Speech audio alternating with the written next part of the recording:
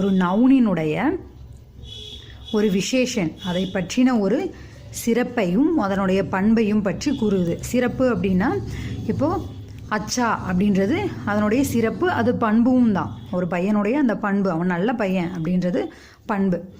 இப்போது காளி அப்படின்றது மோட்டே மீட்டே பல் அப்படின்னா அது அந்த பழத்தினுடைய சிறப்பு.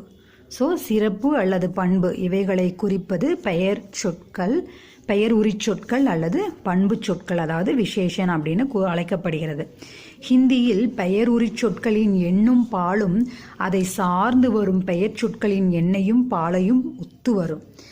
இப்போ என்ன சொல்கிறாங்க அப்படின்னா, இங்கே மீட்டே பல் அப்படின்னு இருக்குது அப்படின்னா இந்த மீட்டே அப்படின்றதுனுடைய அந்த பால், அதாவது ஆணா பெண்ணா அப்படின்றதும் சிங்குலர் ப்ளூரல் அப்படின்ற அந்த ஒருமை பன்மை அதுவும் கூட எதை